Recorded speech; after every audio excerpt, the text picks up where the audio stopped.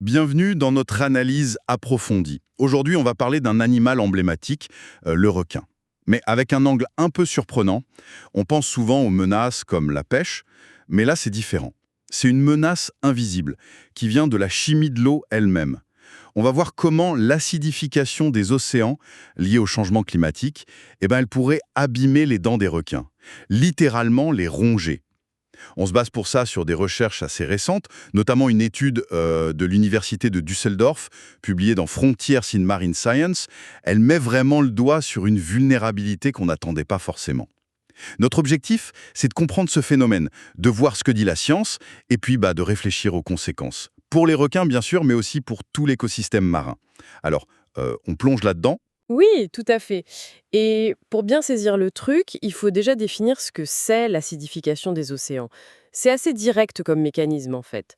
L'océan, il pond une partie, une grosse partie même du dioxyde de carbone, le fameux CO2, qu'on rejette dans l'air, environ un quart, voire un tiers. Et quand ce CO2 se dissout dans l'eau de mer, ça crée de l'acide carbonique. Et cet acide libère des ions hydrogène. Plus il y a d'ions H+, plus le pH de l'eau baisse et donc l'eau devient plus acide. D'accord. L'océan, comme une sorte d'éponge à CO2, mais avec une conséquence chimique derrière. Exactement. Et pour donner une idée, avec des chiffres, aujourd'hui le pH moyen à la surface, c'est environ 8,1. C'est un peu basique, quoi. Mais les projections, elles sont pas très optimistes. Selon les scénarios d'émission, on pourrait descendre à 7,7 ou 7,8 d'ici la fin du siècle. Et si on continue comme ça, certains modèles parlent même d'un pH autour de 7,3 pour 2300. 7,3. Oh là là. Mais ça représente quoi concrètement cette baisse? Alors, il faut savoir que l'échelle de pH, elle est logarithmique. Chaque dixième en moins, c'est environ 30% d'acidité en plus. Donc, passer de 8,1 à 7,3, comme dans l'étude qu'on va voir, ça veut dire que l'eau serait presque 10 fois plus acide qu'aujourd'hui. 10 fois. Ah oui, c'est énorme quand même, hein. Oui, c'est une transformation chimique hyper rapide à l'échelle des temps géologiques. Et c'est là que ça devient problématique pour nos requins. Parce que leurs dents, on les décrit souvent comme des armes naturelles, super efficaces pour couper. Elles sont vitales pour eux, pour chasser, pour manger. Et le problème, c'est que leur structure, principalement en fluorohépatite, même si c'est solide, elle n'a pas été conçue, si on peut dire, pour résister à une eau aussi acide. Elle risque la corrosion, tout simplement. Alors parlons de cette étude de Düsseldorf. L'équipe de l'université Heinrich Heine, c'est ça? Oui, HHU. Ils se sont penchés sur une espèce en particulier, le requin à pointe noire, le Carcharinus melanopterus. Et pourquoi celui-là? Probablement parce qu'il vit près des côtes, il est assez commun et on le trouve souvent en aquarium. Donc c'est plus simple pour récupérer des dents. D'ailleurs, c'est intéressant comment ils ont fait. Ils ont récupéré plus de 600 dents, des dents que les requins avaient perdues naturellement dans un grand aquarium. Ah, c'est bien ça, c'est non invasif. Pas besoin de capturer des requins sauvages. Voilà. Ensuite, ils ont été très méthodiques. Sur toutes ces dents, ils en ont choisi 16 qui étaient parfaites, sans aucun défaut visible. Ces dents, ils les ont mises à incuber pendant 8 semaines. C'est long, 8 semaines. Oui, ça simule une exposition qui dure un peu, quoi. C'est ça. Dans des petits bassins d'eau de mer artificiels, avec tout contrôlé, température, sel et surtout le pH. Ils ont fait 2 groupes. Un groupe contrôle à pH 8,1 comme aujourd'hui et un groupe test à pH 7,3, ce fameux scénario acide pour 2300. Maintenir ce pH constant, ça doit pas être simple d'ailleurs. Non, ça demande un suivi précis, c'est sûr. Et en plus de ça, pour avoir des chiffres, ils ont utilisé 36 autres dents. Ils ont mesuré leur circonférence très précisément, sûrement avec de l'imagerie, avant et après l'incubation dans les 2 pH. Et alors, et les résultats?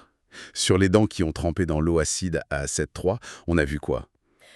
Les différences étaient nettes par rapport au groupe contrôle. Les chercheurs ont décrit des micro-fissures sur l'émail, des sortes de piqûres, de petits trous, comme de la corrosion. Surtout sur la dentine, qui est sous l'émail. Et même la racine de la dent était touchée. Ah oui, donc c'est pas juste invisible. On voit une dégradation de la structure. Exactement. On imagine bien les images au microscope électronique, ça devait être assez flagrant. La surface devait être vraiment attaquée. Et les mesures de circonférence, alors, ça donnait quoi? Alors là, petite surprise au début. Les images 2D montraient que la circonférence des dents dans l'eau acide était en apparence plus grande après les 8 semaines. Plus grande? Mais comment c'est possible? C'est pas logique. Non, non, c'est pas une croissance, évidemment, c'est l'inverse.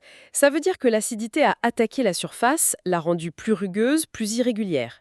Et quand on mesure le contour d'un objet rugueux, avec certains outils, le périmètre mesuré augmente parce qu'il suit toutes les petites bosses et les creux. Ah, d'accord. C'est un artefact de mesure, en fait. Mais qui prouve qu'il y a eu des dégâts. Précisément. C'est un signe de dégradation de la surface. C'est ce fameux paradoxe. On pourrait penser, naïvement, tiens, plus rugueux, ça accroche mieux, ça coupe mieux, comme une scie. Mais c'est une fausse bonne idée. C'est ça. En fait, ces micro-fissures, ces trous créés par la corrosion, ça crée des points faibles. Exact. Ce sont des points de concentration de contrainte. Quand le requin va mordre, la force va se concentrer là, et hop. La dent risque de casser beaucoup plus facilement. Voilà. Donc cette rugosité, elle n'améliore rien du tout, elle fragilise la dent. D'accord. Mais alors, ça nous amène à la question que tout le monde se pose. Les requins, ils perdent leurs dents tout le temps, non? Ils en ont plein qui repoussent derrière, certains en perdent des milliers dans leur vie. Est-ce que ce renouvellement constant, ça règle pas le problème finalement? C'est LA question clé. Et les chercheurs sont prudents là-dessus. Déjà, faut rappeler que l'étude, elle a été faite sur des dents isolées. Des dents mortes déjà, minéralisées. Elles peuvent pas se réparer elles-mêmes. Peut-être en remplaçant ces dents plus vite, si elles s'abîment plus vite. Ou alors, peut-être en essayant de les reminéraliser, de réparer les dégâts en direct. Puiser dans ces réserves de calcium, de phosphate. Oui, quelque chose comme ça. Mais, et c'est un gros mais, Il y a un coût. évidemment. Produire des dents, ça demande déjà de l'énergie. Si en plus, il faut le faire plus souvent ou essayer de réparer dans une eau qui rend la minéralisation plus difficile, ça va coûter beaucoup plus cher en énergie à l'animal. Et cette énergie, elle sera pas utilisée pour autre chose. Exactement. Moins d'énergie pour grandir, pour se reproduire, pour chasser efficacement, pour échapper au danger. Ça peut affaiblir le requin globalement. Surtout que l'espèce étudiée là, le requin à pointe noire, il nage souvent la bouche un peu ouverte, non? Pour respirer. Oui, beaucoup de requins font ça. Du coup, leurs dents sont constamment en contact avec l'eau ambiante, exposées en permanence au pH. Et l'étude dit aussi que même une acidification moins forte que 7,3, ou des dégâts minimes au début, ça pourrait s'accumuler avec le temps. Oui, c'est l'effet cumulatif, surtout pour les requins qui remplacent leurs dents moins souvent. Si une dent reste là des mois, voire des années, elle subit l'acidité en continu et se fragilise petit à petit. On comprend bien l'impact sur le requin lui-même. Mais bon, pourquoi on devrait s'en soucier à plus grande échelle? Des dents de requin un peu plus fragiles, est-ce que c'est si grave pour l'océan? Ah bah si, c'est potentiellement très important. Les requins, ce sont souvent des super prédateurs. Ils sont en haut de la chaîne alimentaire. Comme le dit l'auteur principal de l'étude, Maximilian Baum, les impacts du changement climatique se répercutent sur tous les réseaux alimentaires. Un effet domino, en quelque sorte? Voilà. Si les requins chassent moins bien parce que leurs dents sont abîmées, ça peut tout déséquilibrer. Les populations de leurs proies pourraient exploser et ces proies à leur tour vont manger plus de ce qu'elles mangent elles. Ça peut entraîner des cascades écologiques. Par exemple, trop de poissons herbivores qui rasent les coraux ou trop de prédateurs intermédiaires qui déciment d'autres espèces. Oui, ce genre de scénario, toucher à un prédateur clé comme le requin, c'est risquer de déstabiliser tout l'écosystème marin. Et ça soulève une autre question, j'imagine. Si les dents des requins sont touchées, Exactement. Les chercheurs se posent la question. Quid de toutes les autres structures calcifiées ou minéralisées dans l'océan? Et il y en a un paquet. les coquillages, les coraux, Oui, les huîtres, les moules, les ptéropodes, qui sont super importants à la base de la chaîne alimentaire, les squelettes des coraux, bien sûr, les carapaces des crabes, des crevettes, mais aussi des choses moins évidentes. Les otolithes des poissons, leurs pierres d'oreille pour l'équilibre, les spicules des éponges, même le squelette de certains planctons.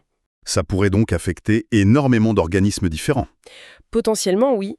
Leur survie, leur croissance, leur reproduction. C'est une menace très large. C'est vertigineux comme perspective. Pour revenir un instant à l'étude de Düsseldorf, il y a un détail sur son origine qui est assez sympa, non? Ah oui, c'est vrai que ce travail, qui est quand même publié dans une revue internationale, il a commencé tout petit. C'était un projet d'étudiant en licence, en fait. Un projet de licence, comme ils disent là-bas. C'est génial, ça! Oui, et le professeur qui a encadré ça, Sebastian Fraun, il l'a souligné.